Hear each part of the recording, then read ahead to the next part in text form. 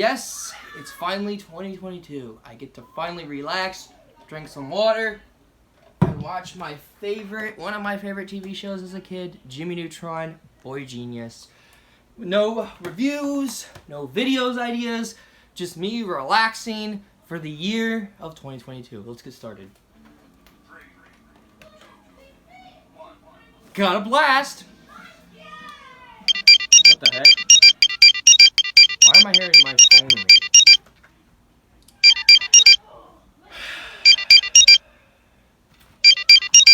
That's not my phone. This is my phone. Hello? What do you mean? Wait,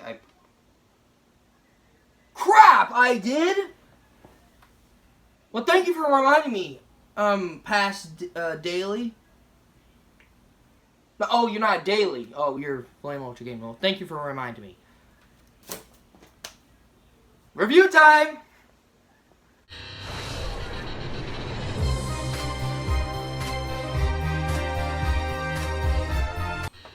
What's going on, guys? It's your boy, Daily Reacts TV here, and welcome back to another review on the brand new place. You guys get to see where my new background is. You guys don't get to see it on the desk anymore.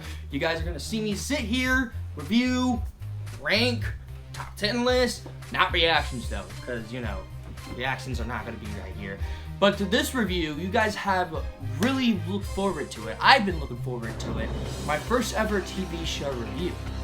And you can tell by the theme song that's playing in the background, we are reviewing Teenage Mutant Ninja Turtles 2012.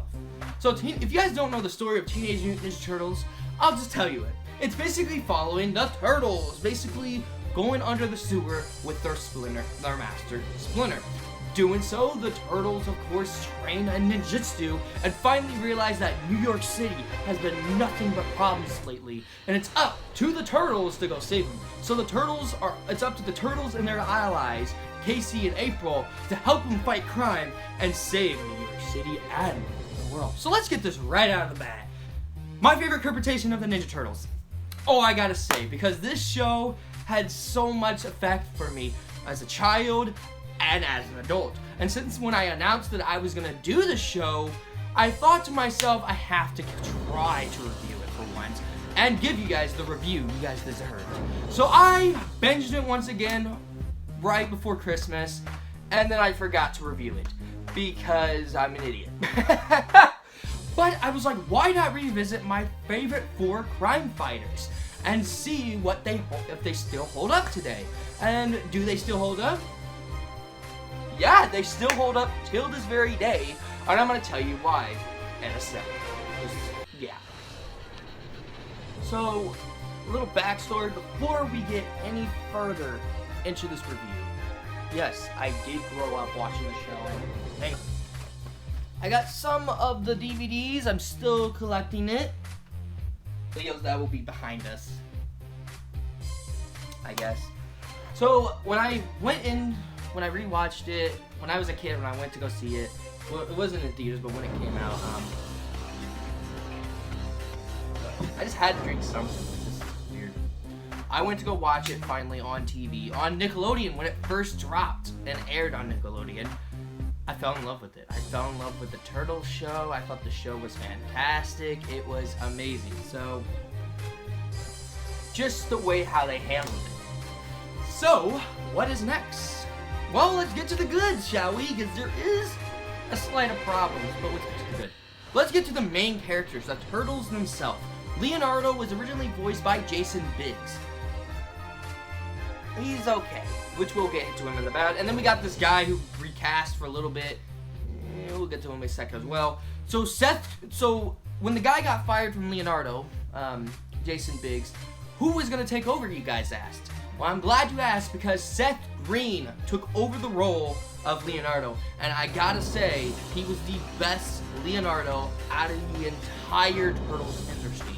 Reason why, Leonardo wasn't my favorite Turtles TV show. No, he wasn't.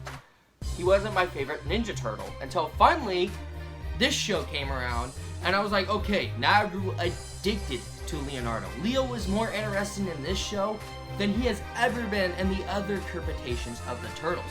That's what I like about Leonardo, is that he was more entertaining. He has more story development. There's a reason why he's the leader. There's a reason why he connects with Splinter. There's a reason for everything for Leonardo on this show. And I just love how they did it. It was so good. And it developed from season 1 all the way to season 5 to make him the best leader out of the entire group. Out of the entire interpretation of the Turtles, he was the best leader. Raphael, played by Sheen Instant. Great casting, by the way.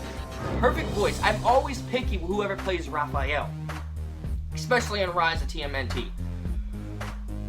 But the guy who plays Raphael, Sheen Instant, did very phenomenal. He knows how to control the voice of Raphael. Reason how? There's an episode of Teenage Mutant Ninja Turtles 2012, an episode where he beats up Leo and threw him because he lost. Leo won.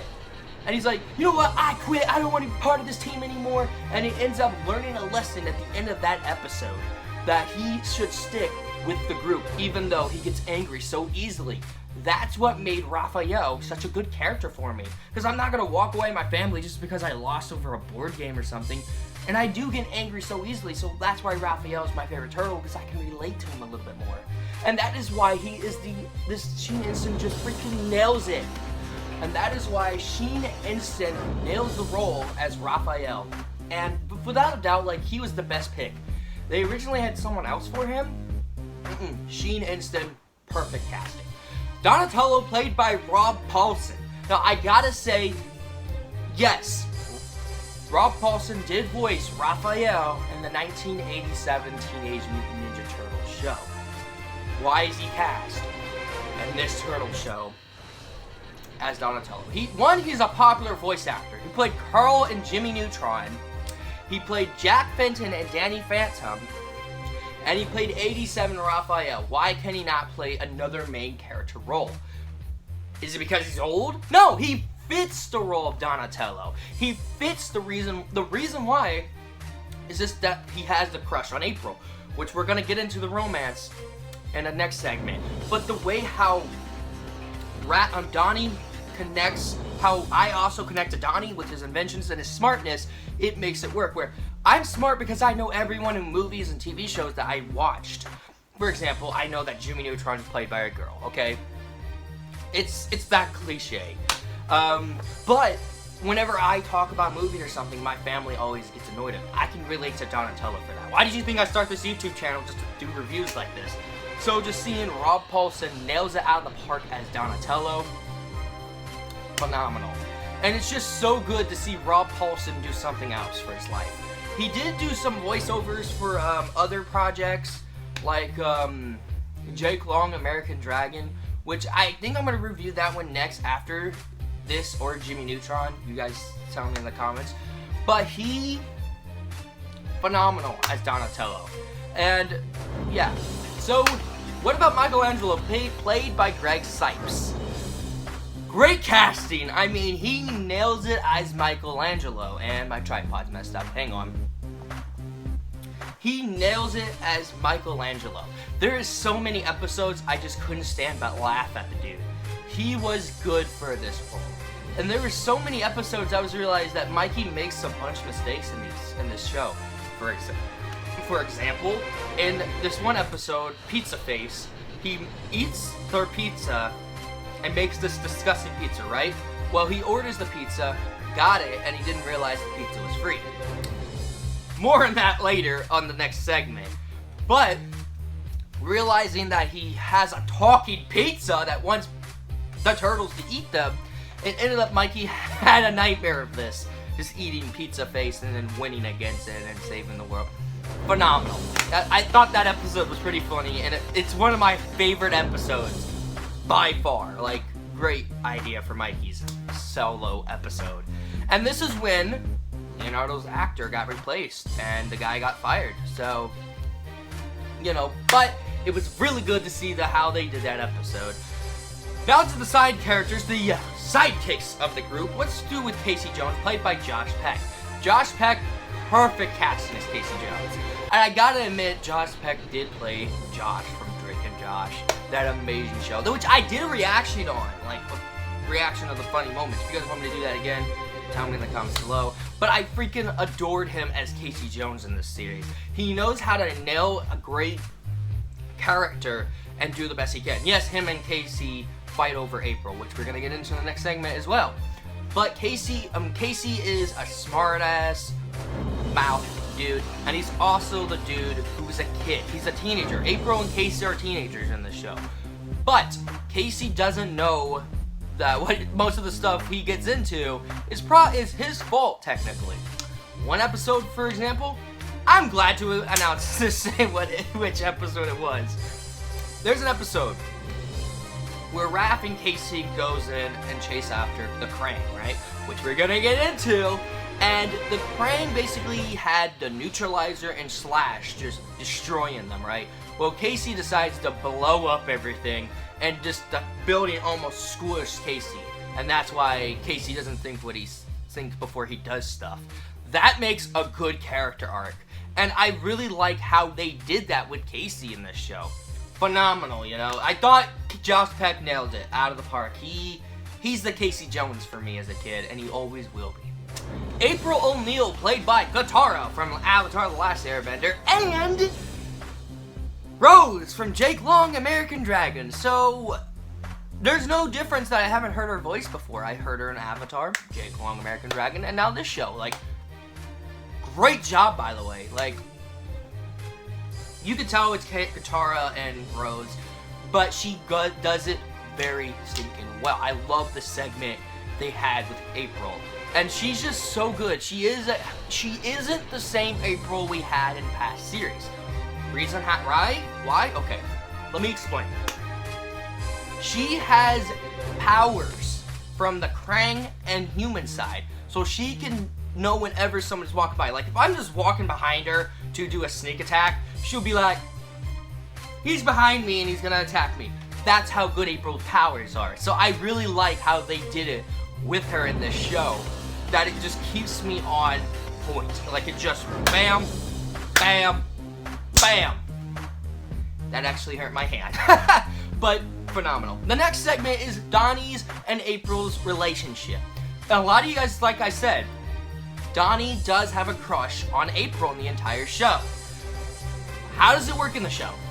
Phenomenal. It was really good. I actually, when I watched it again, I felt connected, and my hand still hurts from smacking my hand. So maybe I won't do that again with these kind of videos. But anyways, it was so good to see how well their relationship develops. You know, it feels like they're actually have a thing for each other. Like, Donnie has this big load of crush on April, and April has a crush on him too. They just never got a chance to admit it until the final season, I think. But it worked so well because it develops more of their characters and makes them even more closer. I thought that was phenomenal. Raph and Mona Lisa. Now, I never talked about Mona Lisa on this review, but Mona Lisa is played by Robin Williams' daughter. Yeah. I thought that was cool. Robin Williams' daughter plays Mona Lisa, and I thought that was pretty phenomenal. But she does really good, and there's a connection between Raph and April, Raph and Mona Lisa works phenomenally. Like, there's so many episodes that I'm just like, where's Mona Lisa? I want to see more of her. And it worked. You know, it works so dang well. Then we get to Leo and Katara. Not Katara. Karai. Where did I get Katara over Karai? What the heck? Yes, Leo and Karai. They have a romance too in this show. There's so many romance, and then the romance in this show, phenomenal. You know, it fits so dang well. I'm not gonna lie.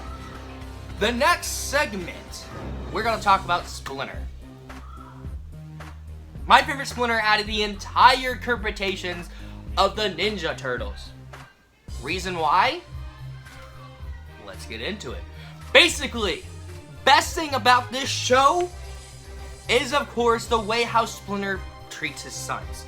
Yes, he does do the lovey-dovey, but he still gives them the lessons they need to learn, and the way how they defeat their villains, and also spanks the turtles. I can never say that in any of the Turtles show. Splinter never spanks them. And the second movie in the 1990s, he made them do like a bunch of flips, I guess. And this show, and then like other interpretations, he's just like, train harder or something like that. In this show, he actually spanks his kids. And that, I thought that was fantastic and great story development. That is how you do a good show. And now, let's get into the Shredder. And Shredder in this show, he kept me in the edge of my seat every single time I watched him on screen, man.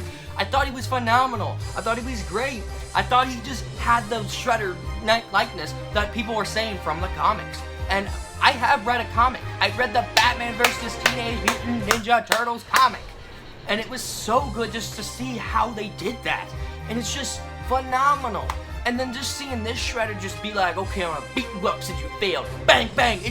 It worked so dang well. I enjoyed it more than like other Shredders and other interpretations. 2003 Shredder, I can't say anything about like just saying, oh, he's not that fun. He wasn't as strong as this one was, but he was scary too. I have watched some episodes of the 2003 show. And finally, let's talk about the animations and the action scenes.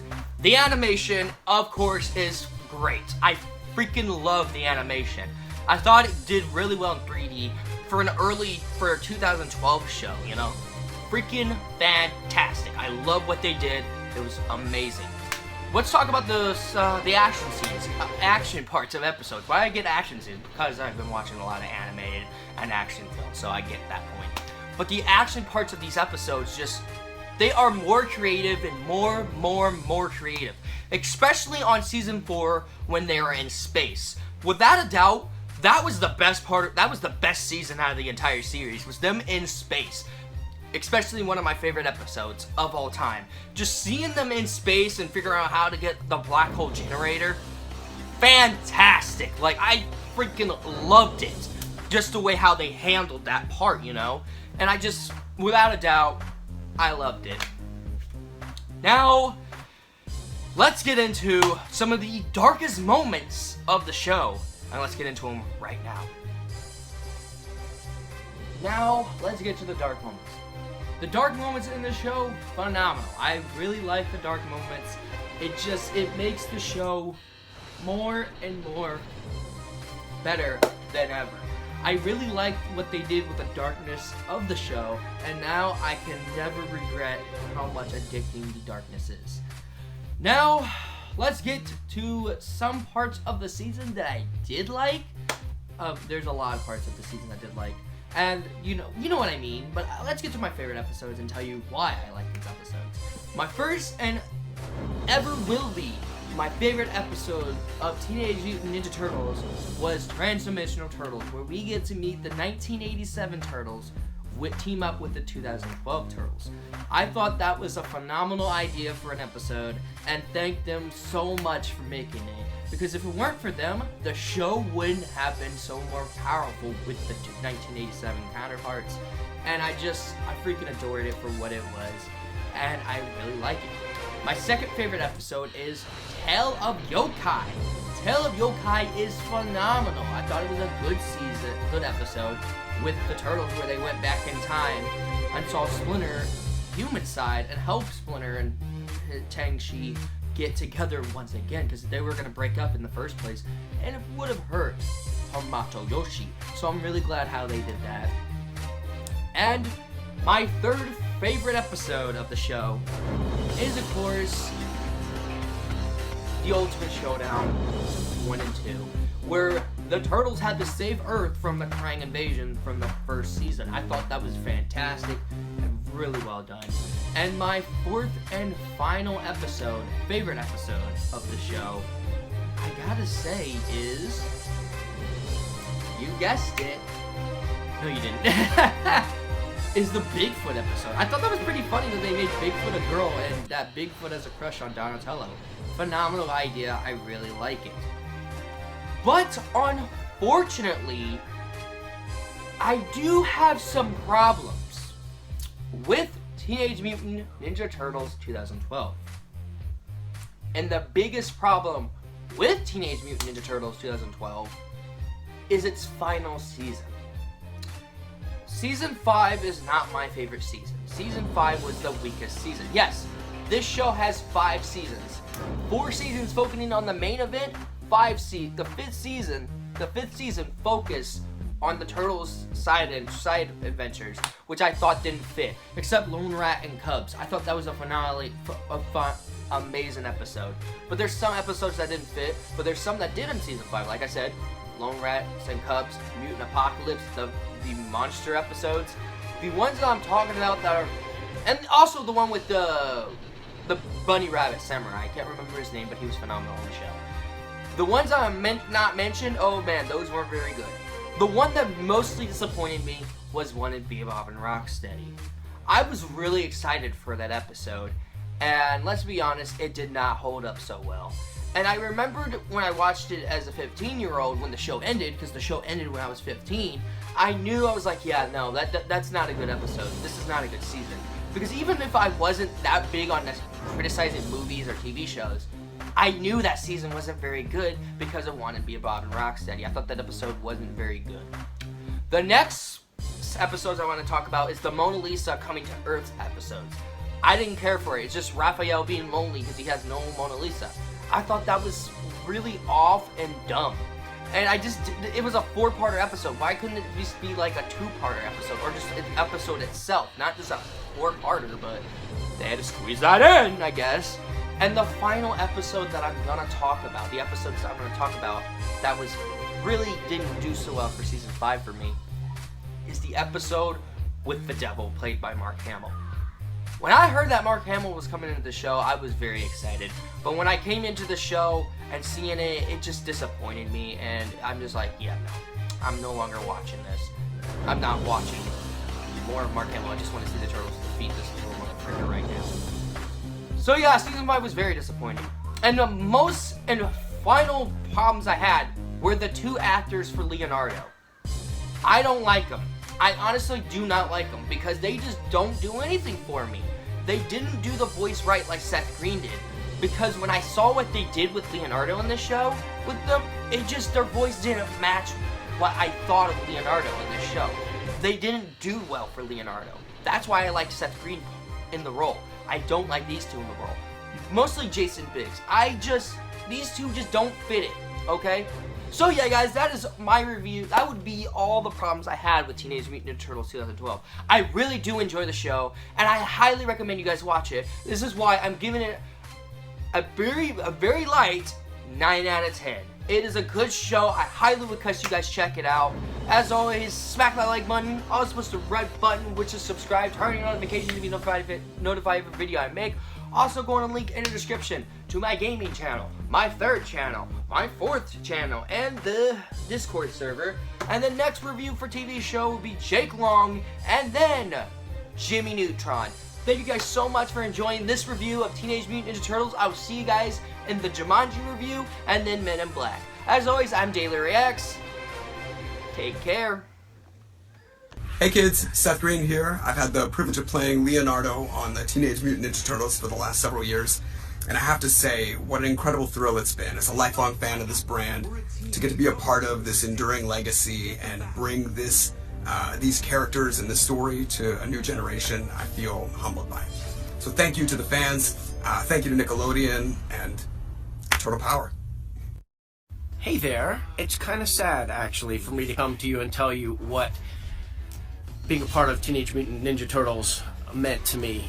So all I would say is to my turtle brothers, thank you so much. It was a privilege to put on those headphones and stand in front of that microphone and be Raphael, because I love Raphael. He's obviously the best turtle. I don't think anyone would disagree with that. As I say goodbye to the franchise, I would just from the bottom of my heart say thank you to Kevin Eastman and to everyone involved with it, and all the kids and not so kids. I count myself really lucky to have been a part of this Teenage Mutant Ninja Turtle family. So, Booyakasha!